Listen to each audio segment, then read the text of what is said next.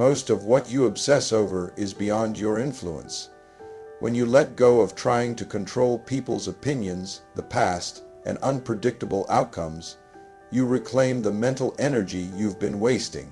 When you look back over your life, you'll start to see how much time you've spent trying to hold everything together. You tried to shape every outcome, to keep every person close, to make every moment line up exactly the way you wanted. And if you're honest, you'll admit it never really worked the way you hoped. That's because so much of what we think we control is an illusion. You don't get to decide how people perceive you. You don't get to guarantee that love will stay or that success will arrive on your timeline. The sooner you recognize this, the sooner you can set yourself free. Consider how often you've replayed conversations in your mind, trying to rewrite them or imagine a different ending. You told yourself that if you just tried harder, said the right thing, or planned more carefully, everything would finally fall into place. But life doesn't operate according to the scripts we write in our heads. It's unpredictable, wild, and sometimes downright indifferent to our plans. That's not meant to discourage you, it's meant to liberate you. Because when you finally accept that you're not the puppeteer pulling every string, you can stop wasting your energy on the impossible. You can start showing up as you are without the burden of forcing reality to bend to your will. You see, control is seductive. It feels safe to believe that if you micromanage every detail, you'll be protected from disappointment or pain. But what it actually does is rob you of presence. It keeps you locked in fear. It convinces you that life can only be good if it looks exactly the way you imagined it. The truth is, some of the most meaningful experiences you'll ever have will be the ones you didn't see coming. Some of the greatest lessons you'll ever learn will arrive through circumstances you couldn't have controlled if you tried. And when you loosen your grip, when you let go of the need to orchestrate every outcome, you create space for something deeper to unfold.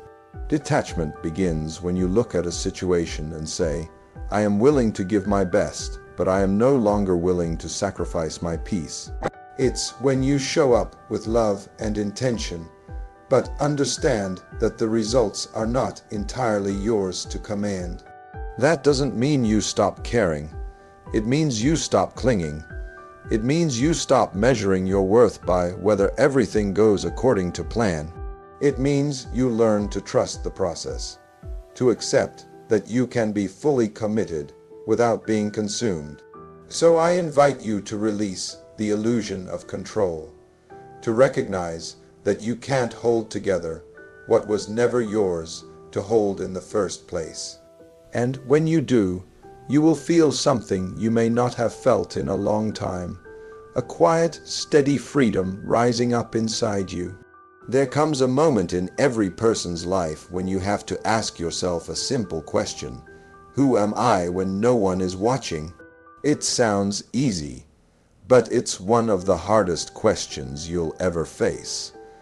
Because so much of what we call identity is nothing more than a collection of other people's expectations. We learn from a young age that approval feels like love. We internalize the idea that if we achieve enough, if we look a certain way, if we please everyone around us, we'll finally be worthy. But there is a cost to this constant hunger for validation, and that cost is your own authenticity. When you rely on applause to feel significant, you become a prisoner of the crowd. You start living for the next compliment, the next nod of approval, the next sign that you measure up. And in the process, you lose touch with your own voice. You forget what it feels like to stand in front of the mirror and see yourself without the filter of other people's opinions. You forget that your worth was never something you had to earn in the first place. Think about all the times you've compromised your truth to avoid judgment. You bit your tongue when you wanted to speak. You said yes when your heart was begging you to say no. You wore masks because you believed your real face wasn't enough. But the moment you let other people's validation define you is the moment you surrender your power. No title, no praise, no fleeting recognition can ever replace the quiet confidence of knowing who you are at your core. You are not your achievements. You are not your failures. You are not the story someone else tells about you. The essence of detachment is understanding that your value exists independent of any external label. When you know that, really know it, you start to walk differently through the world. You stop chasing approval and start expressing truth. You stop living reactively and begin to act from a place of purpose instead of fear. It is a radical act to define yourself on your own terms. It takes courage to stand alone sometimes, to risk the disapproval of people who don't understand your path. But that courage is the birthplace of freedom. Because when you stop caring whether everyone likes you, you finally have space to like yourself. And when you no longer need validation to feel complete, you begin to experience a deeper peace than you ever thought possible. So I invite you to consider this.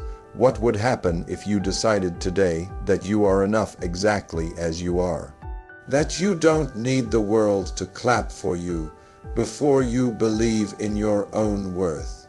When you separate your identity from external validation, you discover the unshakable truth that you were always whole.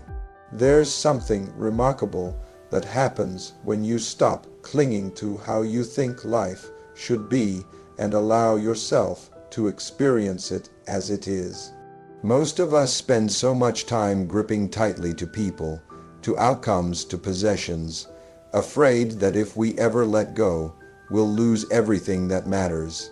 But the truth is, it's our attachment itself that keeps us in a constant state of fear. Presence, on the other hand, invites us to step into this moment without trying to own it or freeze it in place. When you embrace presence over attachment, you learn to love without possession and to engage without desperation. Look back on the moments when you felt most alive. They probably weren't the times you were planning, controlling, or obsessing over the future. They were the times you were simply there, fully awake to the richness of the experience. You weren't worried about whether it would last or what you'd get out of it. You weren't bargaining with reality. You were present, and that presence was enough. That is the freedom attachment can never offer.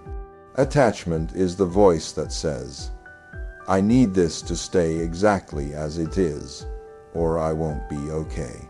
It convinces you that your peace is conditional, that your happiness depends on everything staying in place. But life doesn't work that way. People change, seasons end, circumstances evolve. The more you fight this truth, the more you suffer. Presence, on the other hand, is the quiet acceptance that everything is temporary, that every experience is a gift you get to hold for a while, but not something you can keep forever. When you realize this, you begin to savor life instead of hoarding it. You begin to appreciate what you have without the anxiety of losing it. Presence also teaches you to show up with your whole heart. When you're not attached to controlling the outcome, you can finally be honest.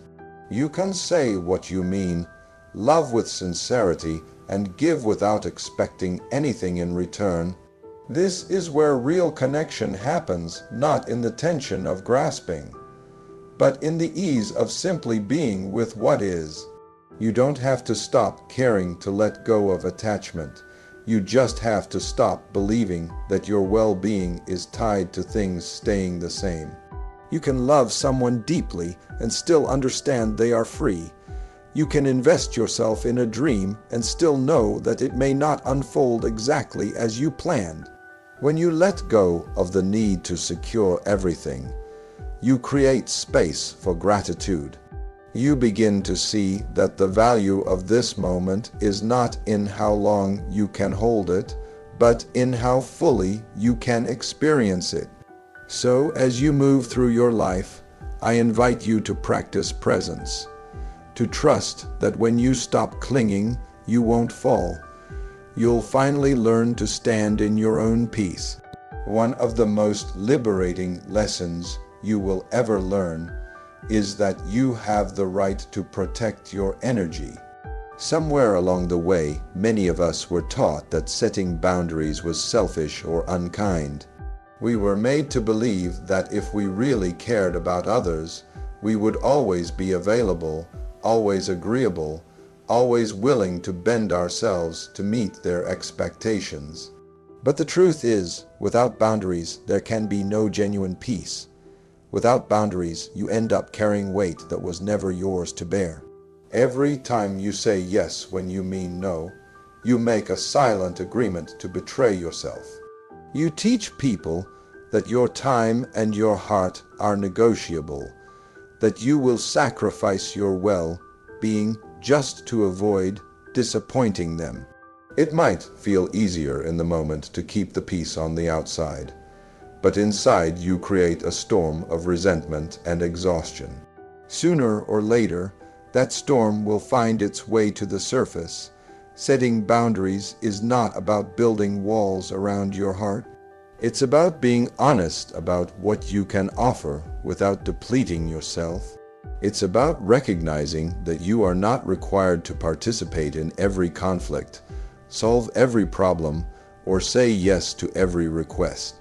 When you start practicing this kind of honesty, guilt will almost always show up first. You'll hear the voice that says you're letting people down, that you should be stronger or more accommodating. But guilt is not always a signal that you're doing something wrong. Sometimes it's a sign that you're doing something new, something that honors who you are instead of who others want you to be. And the more you stand in that truth, the quieter the guilt becomes. Boundaries are not ultimatums or punishments. They are clear expressions of your values and limits. They communicate to the world that you respect yourself enough to choose how you engage. When you set them with calm conviction rather than anger, you give others the chance to meet you in a healthier way. Some people will not understand. Some will push back or try to make you feel guilty. That's okay. It's not your job to manage other people's reactions. Your only responsibility is to be clear and consistent about what you can and cannot allow. When you live without boundaries, you give your power away one compromise at a time. But when you decide to honor your limits, you begin to reclaim that power.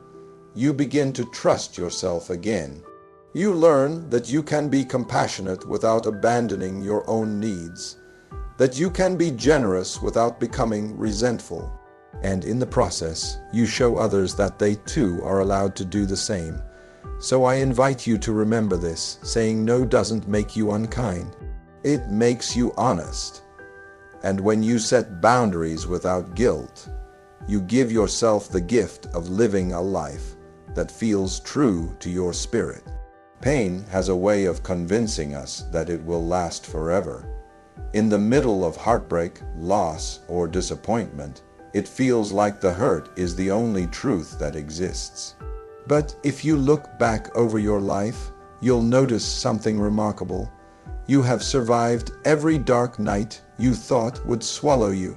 You've endured moments that once seemed impossible, and with time, those wounds became teachers. That is the hidden power of pain. It carries within it the seeds of wisdom, if you're willing to look past the suffering long enough to find them. There is a tendency to try to escape pain as quickly as possible. We numb it with distractions, deny it by pretending we're fine, or bury it so deep inside that we can almost convince ourselves it never happened. But what we resist doesn't disappear, it waits. It waits for a quiet moment to rise again, often in ways we don't expect. The truth is, unacknowledged pain will leak into our lives, into our relationships, into our decisions. It will keep us repeating the same patterns until we finally pause and ask what it came to teach us. Transformation begins when you stop running from your pain and start listening to it. When you allow yourself to feel it fully without judgment, something shifts. You begin to understand that pain itself is not the enemy. It is the way we hold onto it, the way we weave it into our identity that keeps us stuck. Every hurt contains a lesson about what matters to you, what you value, what you need to heal. When you treat your pain as a messenger instead of a punishment, you create space for growth. It takes courage to sit with your sorrow without trying to fix it right away, to ask yourself hard questions. What is this feeling telling me? What can I learn here? How can I use this experience to become more compassionate, more resilient, more wise? In time, you'll see that the parts of you forged in struggle are often the strongest, that the empathy you offer others comes from the same well where your own tears once fell. There is no shame in having been broken open by life. There is no weakness in acknowledging that you have known despair. These are not scars to hide, they are evidence that you were brave enough to keep going. When you choose to transform your pain into wisdom, you reclaim your story. You take back the power that hurt once held over you, and you turn it into something that serves you and everyone you touch. So I invite you to look gently at whatever still hurts inside you, to remember that you are not defined by what happened to you, but by how you choose to rise from it. And in that rising, you will discover a strength you never knew you had. There comes a time when you have to ask yourself what all your striving is really for. You spend so much of your life trying to control every detail, to collect achievements, to build a sense of security brick by brick.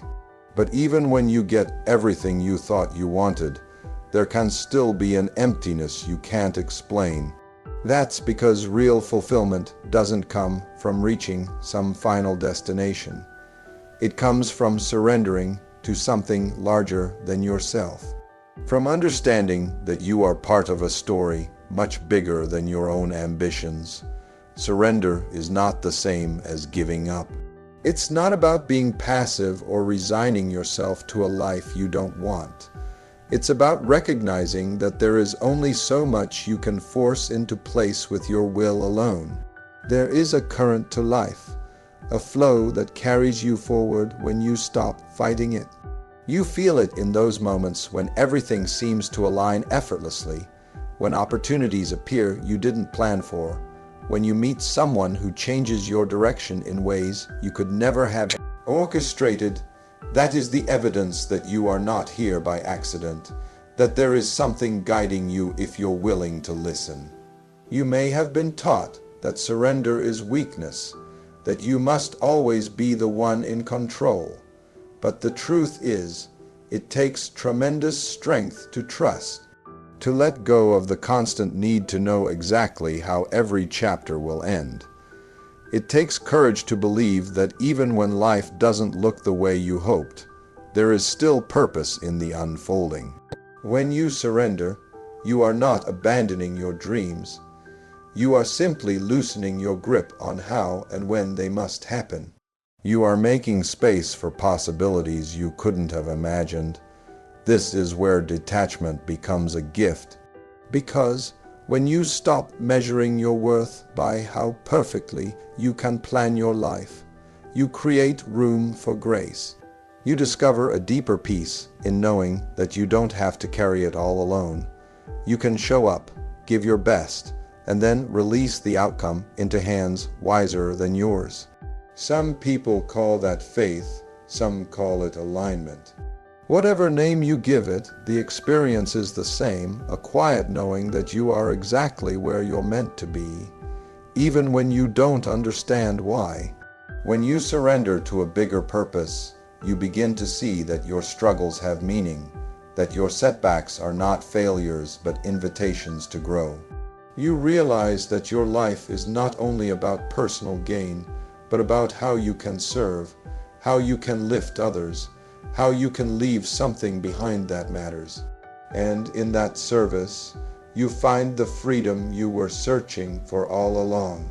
So I invite you to consider what it would feel like to stop clinging to the way you think life should be, and open yourself to what life is trying to become through you. Because when you surrender, you don't lose control. You discover a deeper strength that was waiting for you all along.